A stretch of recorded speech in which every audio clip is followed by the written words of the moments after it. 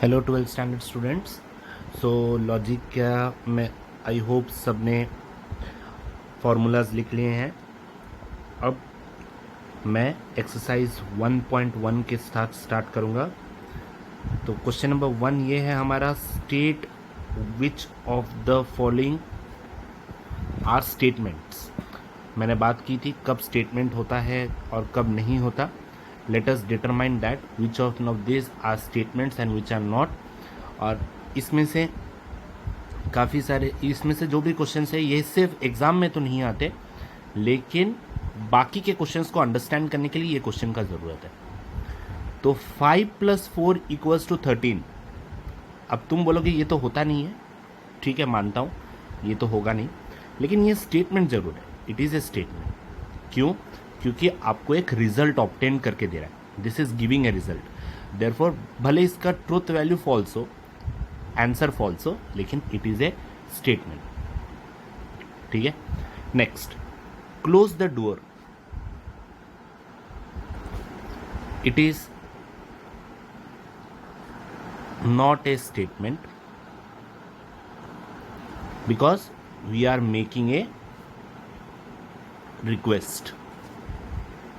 Okay, और हमें statement भी डिटरमाइन करना है and it's truth value also, and it's truth value. तो इसका ट्रुथ वैल्यू क्या आएगा? ट्रुथ वैल्यू आएगा फॉल्स। क्लियर? अब क्वेश्चन नंबर, एक और क्वेश्चन पे जाते हैं। Third, 0 is a complex number. तो देयरफॉर ये आपको एक रिजल्ट दे रहा है, इट इज ए स्टेटमेंट। और इसका ट्रुथ वैल्यू क्या आएगा? ट्रू। क्यों? क्योंकि 0 is a complex number. 0 can be written as 0 + 0i। याद है कॉम्प्लेक्स नंबर 11th में किया था, राइट? नेक्स्ट, फोर्थ, प्लीज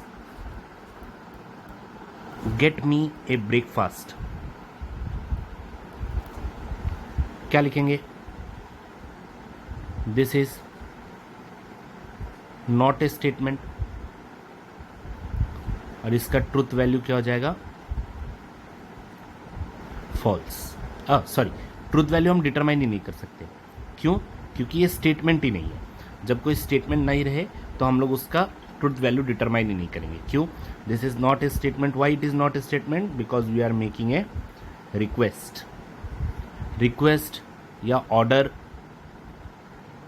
कुछ करेंगे तो हम उसका वैल्यू नहीं डिटरमाइन कर सकते। Okay, next one, x² = x। तो it is a statement, correct, क्योंकि कोई रिजल्ट लाके दे रहा है। बट इट्स ट्रुथ वैल्यू क्या होगा? फॉल्स होगा, क्योंकि it can not be determined. Next, 6th one, do you like mathematics? क्या होगा? It is not a statement. क्यों? Interrogative sentence, question mark.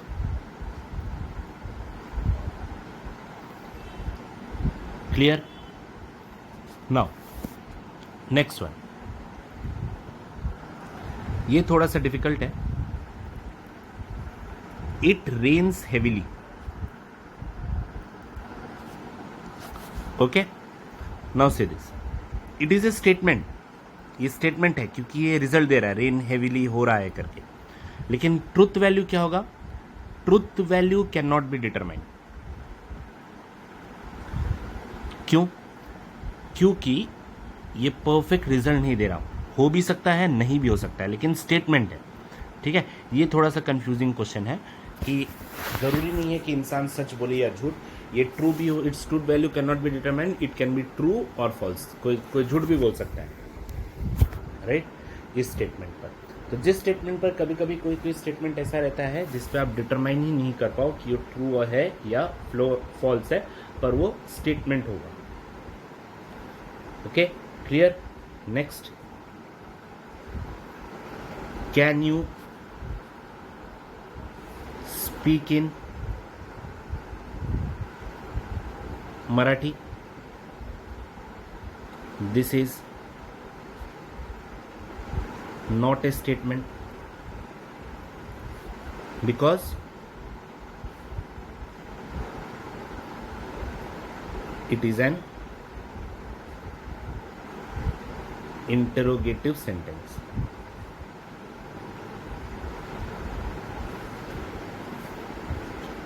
Clear? Okay, चल। लॉजिक देखा जाए तो बहुत ही सिंपल चैप्टर रहेगा तुम्हारे लिए। Now next one, question number 2, right the following statement symbolically. मतलब हम लोगों को स्टेटमेंट को सिंबल फॉर्म में कन्वर्ट करना है। ध्यान से देखो, पहला वाला थोड़ा डाउट आएगा, फिर सेकंड थर्ड से तुम्हें पता चल जाएगा। इसके लिए लॉजिकल कनेक्टिविटीज जो मैंने पहले बताया था उसका यूज करेंगे। Nagpur is in Maharashtra and Chennai is in Tamil Nadu. Let us see कैसे बनाते हैं। कनेक्टिव कहाँ है? याद है लॉजिकल कनेक्टिव में पढ़ा था मैंने, एंड और but if then. First video में पढ़ा था लॉजिक के। तो इसके लेफ्ट साइड में स्टेटमेंट को एक सिंबल देंगे। Suppose P, Nagpur is in Maharashtra, और इसके राइट साइड में एक और सिंबल देंगे, that is Q, Chennai is in Tamil Nadu. दोनों के बीच का कनेक्टिव क्या है?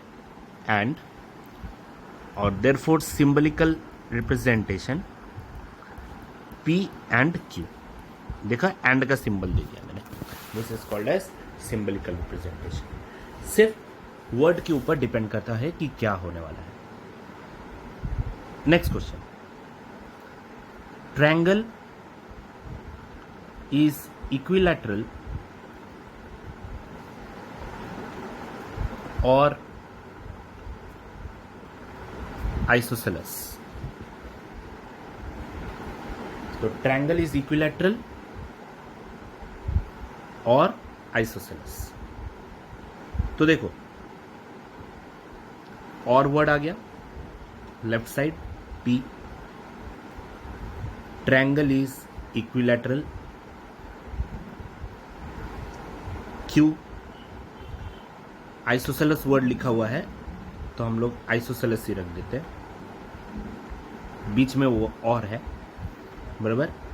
तो सिंबलिकली क्या आएगा? पी और क्यू। आंसर और क्यू, ये वाला सिंबल और के लिए। ये मेरे फर्स्ट वीडियो में एक्सप्लेन्ड है, एंड के लिए कौन सा सिंबल है और के लिए कौन सा सिंबल है मैंने बताया हुआ है, ठीक है। Next, third,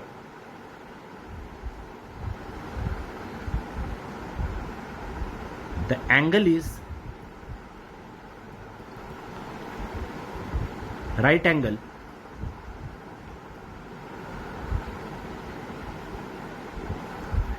if and only if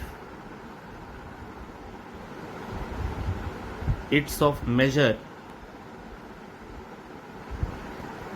90 degree. ये देखो वर्ड आ गया, इफ एंड ओनली इफ। और इफ एंड ओनली इफ का सिंबल क्या था? ये वाला। इसके लेफ्ट साइड देखो क्या मार्क करता हूं, P, the angle is right angle, Q, it's of measure 90 degree. तो सिंबलिकल P biconditional Q.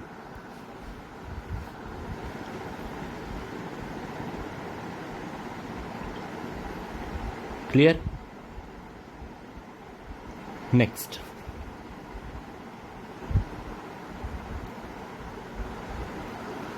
Fourth one. Let us solve the next one. Angle is neither acute nor obtuse. अब देखो ध्यान से, यहां पर क्या यूज हुआ है? नाइदर और नॉर, बराबर। तो एन वाले क्या बोले थे मैंने? नेगेशन साइन से आते हैं। तो दो पार्ट दिख रहा है तुम्हें, एक्यूट और ऑब्ट्यूज। तो पी एंगल इज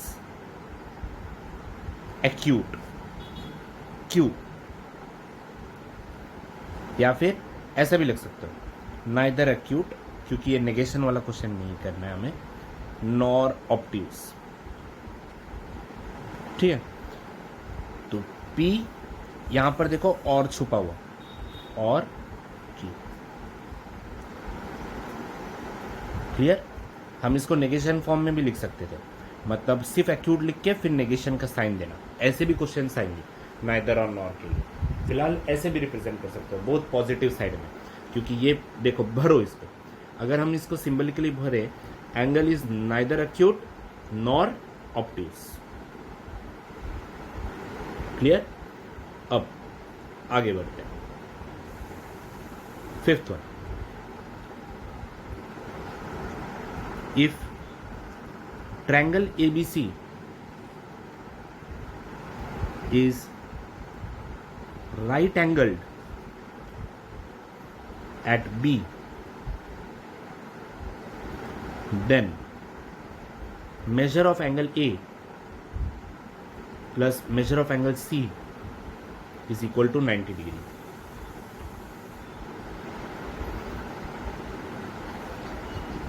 ओके, तो यहां पर कनेक्टिव कहां है? आइडेंटिफाई।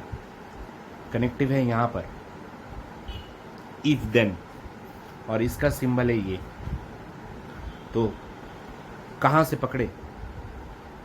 देखो दो स्टेटमेंट मिलेगा, ABC से राइट एंगल एट B, ये दूसरा।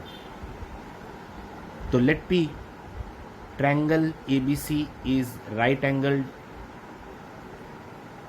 Eight B and Q angle A plus angle C equals to 90. तो symbolical representation P implication Q. implication क्यों आया? Because the word if and then. देखो if and then, ये neither nor का थोड़ा तुम्हें confusing लगा होगा। फिर if and only if, फिर इसके बाद देखो और, फिर इसके बाद देखो and, ठीक है ना? तो इस तरीके से कनेक्टिव्स तुम्हें मिलेंगे जिससे कि तुम स्टेटमेंट को आइडेंटिफाई कर पाओ कि इसको कहाँ सॉल्व करना है और कहाँ तोड़ना है और कहाँ लिखना है सिंबलिकल फॉर्म। ठीक है, तो चल एक और देखते हैं।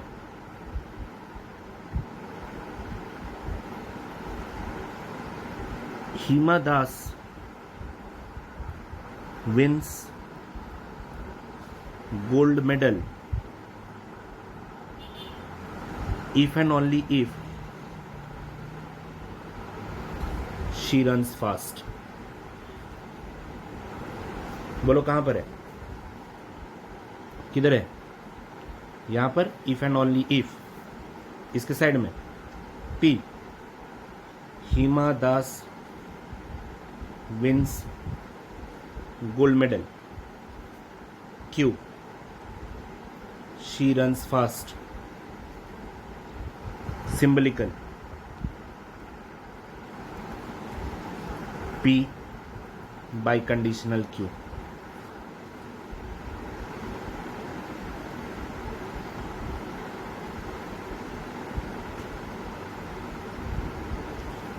ठीक है, समझ में आया? सिंपल हो गया ये। अब धीरे धीरे तुम्हें समझ में आ जाएगा। सेवेंथ वन, लास्ट वन इस वीडियो का, x is not irrational number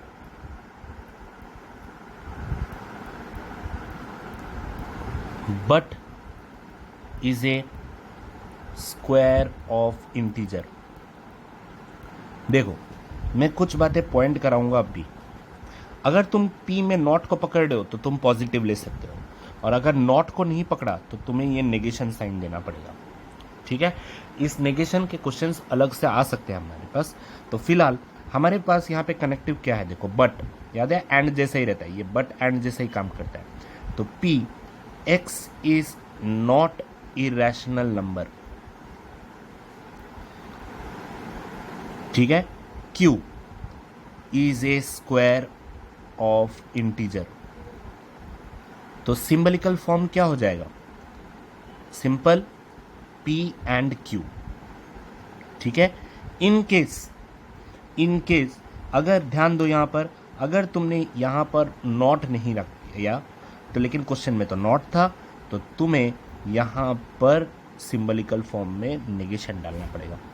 this indicates not, याद है नेगेशन का साइन, नॉट, नॉर, नाइदर, ये साइन नॉट, नॉर, नाइदर। क्योंकि मैंने नॉट यहाँ पर डाल दिया था, इसके वजह से मैंने यहाँ से ये सिंबल हटा दिया। आई होप तुम लोगों को इतना कनेक्टिव पार्ट समझ में आया है। ओके, तो नेक्स्ट वीडियो में मैं इसी तरीके के सम्स को कनेक्शन के साथ और उसके बाद उसके ट्रुथ वैल्यू के साथ सामने आऊँगा। ठीक है, तो thank you everyone, have a nice day, bye.